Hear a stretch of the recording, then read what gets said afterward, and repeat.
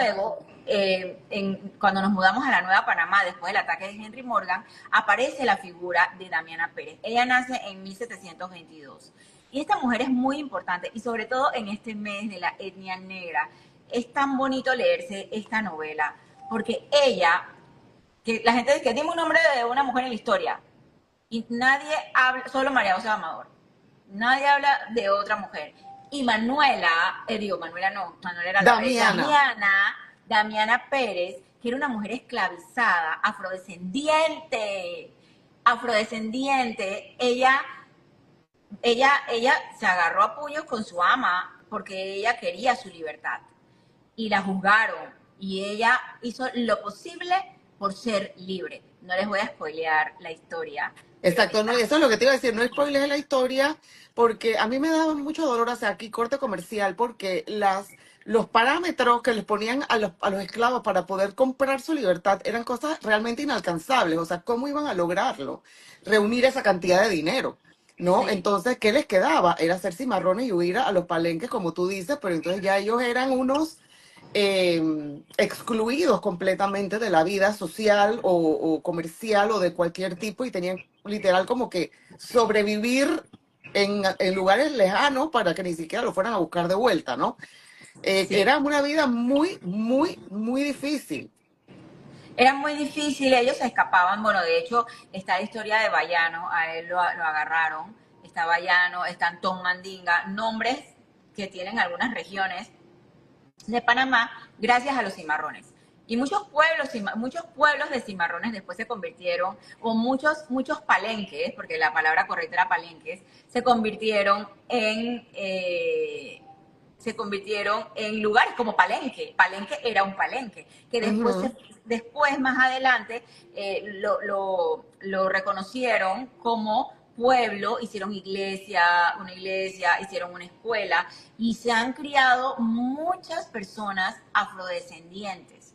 Bueno, ya después ellos vinieron en la migración, vinieron en 3 migraciones, en esa, la de la esclavitud, en la del ferrocarril y luego en la construcción del canal de Panamá, que eran Ujú. afroantillanos porque ya estaban en otra área.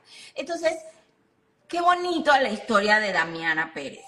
Qué bonito saber de una mujer, porque los historiadores escriben que ella era una mujer especial. Número uno, era bordadora de polleras criollas. Número Ujú. dos, sabía leer y escribir. En ese tiempo, las personas esclavizadas no sabían, No bueno, no sabían todo el mundo sabía leer nada.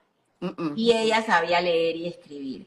Y era una mujer que tenía un ajuar porque ella misma se lo cosía y ahí te describen todo el ajuar. Lo que se describe en la novela de lo que ella tenía es lo que está en los libros de donde yo conseguí la información. O sea, Ah, realmente wow. ella tenía polleras, ella tenía vasquiñas, obviamente no como las que conocemos ahora, porque definitivamente la pollera ha evolucionado en sus diseños, en todo, pero en 1790 y tanto vino a Panamá la expedición Malaspina, que fue enviada por el rey de España o el monarca de España, y esa expedición era para que fuera a todos los territorios españoles en Ujú. América y en otros lugares fuera de España, y pudieran hacer estudios sobre las personas, sobre los animales, la naturaleza. Y esto es una expedición que duró muchísimo tiempo y tiene unos grabados ya de mujeres con camisas como la que tú tienes, Ujú. con polleras un poco más cortas, pero adornadas con cintas y con trenzas. Vieron también algunas mujeres con flores en la cabeza, lo que simulamos ahora con el Con el tembleque. tembleque, sí.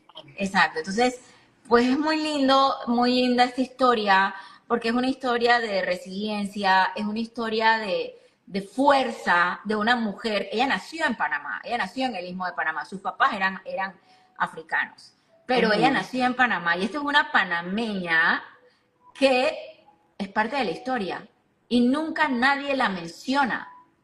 Damiana debería No. tener un busto Yo en no el... tenía idea de que Damiana Pérez era una persona verdadera. Yo hasta que lo vi, creo que en algún reel tuyo, yo juraba que era un personaje ficticio de la historia, pues, un personaje más de la trama, hasta que vi que era de verdad. Igual que tampoco sabía que el conde de Santana, que eso fue verdad. O sea, que él Sí, logró obtener ese título nobiliario, sí, bueno, sí. en su momento, que a la verdad que después me puse a pensar y que ¿y ese título en qué No, tú quedó? te metes en internet y buscas Mateo Izaguirre. Ese era el Ujú. conde de Santana. Él era un hombre muy poderoso porque él tenía la trata de esclavos, él vendía tabaco, ¿qué era el otro? Y cacao. Y él Ujú. vivía, mira, en su casa era al lado de la iglesia de Santa Ana, donde está ahorita Casa Saldo. Ahí era su Imagínate. casa. Y Ujú. tenía un hotel. Él era un hombre muy poderoso y ayudó muchísimo a la iglesia. Ayudó muchísimo a la iglesia porque él es Sí. el que se atreve. La iglesia de Santa Ana han habido tres. Una que era muy rudimentaria, muy de madera, gracias a una ley que él se salta, pero él aporta para ganar su título, él aporta a la iglesia, se construye de mampostería. Porque Ujú. afuera de la muralla, o sea, estaban los intramuros y los extramuros. Afuera de la Ujú. muralla no se podía, ¿cómo se dice? No se podía construir con mampostería o Con con piedra. mampostería, exacto. O sea, nada más la podía ser de madera, entiendo. Solamente madera. Ranchos, porque eran los Ranchos, arrabales. exacto. Y de hecho, aquí hay un tema bien importante de que la puerta de tierra que estaba enfrente de la Merced miraba hacia el norte, venía Ujú. la puerta de tierra, el puente levadizo y los arrabales, porque por ahí habían venido los piratas. Si Ujú. desde el norte, desde allá de Portobelo. Ujú. Y Venían, los era del piratas, otro lado, exacto. sí, Del otro lado. si los piratas se hubiera repetido un ataque de esa misma ruta, los primeros en que hubieran matado eran a los arrabaleros, A los arrabaleros, exacto. pero el conde de Santana vive ahí y tenía su gran casa y también él financiaba las cofradías de la iglesia. Y su cofradía tenía le daban muchas facilidades la iglesia porque como él se bajaba del bus, como nosotros decimos, le daban la iglesia le daba indulgencia plenaria, o sea, los ayudaba también cuando morían, porque también, o sea, muchas personas no tenían dinero para pagar un entierro. Entonces, están los entierros de Limonero, los entierros de Cruz Chica, los entierros de Cruz Grande, que el libro habla sobre los entierros de Cruz Chica y Tampoco Cruz tenía Grande. idea de eso, sabrás, Sí. de esa jerarquía, digamos, en los entierros de las personas de escasos recursos. O sea, me imagino Sí. que era la gente del arrabal, o sea, que eran esclavos, la mayoría, o Bueno, gente que no también era de vivían la esclavos alcurnia. en Intramuros. Y Sí. también en la forma como estaban construidas las casas en el Casco Viejo. O sea, el Casco Viejo, Panamá la Vieja era una ciudad abierta, grande, ¿no? O sea, todo el mundo vivía ahí, abajo vivían los esclavos, arriba vivían los amos. Pero cuando nos mudamos a lo que llamamos hoy Casco Viejo, eran 300 lotes adentro de una muralla, para las iglesias, para los edificios gubernamentales, los conventos y las familias de élite. Entonces, Ujú. el casco viejo tú ves que tienen hay casas hasta de 3 pisos, porque no podía crecer hacia los lados, No, crecía no, no, no, hacia ahí no hay arriba. espacio para Ajá. nada. Ahí En no un cabe nada. en un piso vivía la mamá, en el otro piso la hija que se casó, en el otro la otra hija y así. Y por eso que esa gente que vivió ahí en Intramuros eran como familias. Y por eso que decían tío, primo, que a veces tú dices tío a una persona que no es tu tío. Bueno, eso viene desde aquel tiempo, porque se trataban como familia. Había un club social que era el Club Unión, que quedaba Ujú. ahí adentro. Entonces, estas personas,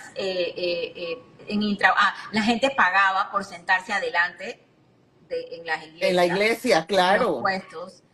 O sea, es muy interesante porque la Es súper novela, interesante el cómo vivía la gente y que tú lo describes tan bien y tan al detalle que primero, o sea, ahí se vivía en base a lo que vayan a decir los demás. O sea, aquí no me pueden ver con fulanita, no me, o sea, era una cosa horrible. Ahí la gente, sobre todo las mamás, ¿no? Las dueñas de casa, porque después nadie se va a querer casar con la niña. Bueno, era una tragedia que era, ellas vivían para sí, eso. sí, sí, sí. Las mamás vivían para casar a sus hijas. A sus hijas, eso era, Ajá. eso era. Y, Y y no, la forma como se vestían también. Sí, también cómo se vestían y bueno, las esclavas estas que no solamente les bordaban las polleras criollas, sino que también les hacían sus vestidos para las Les hacían los fiestas, vestidos, sí, porque cosían, igual cosían, aunque no fuera tema relacionado con la pollera.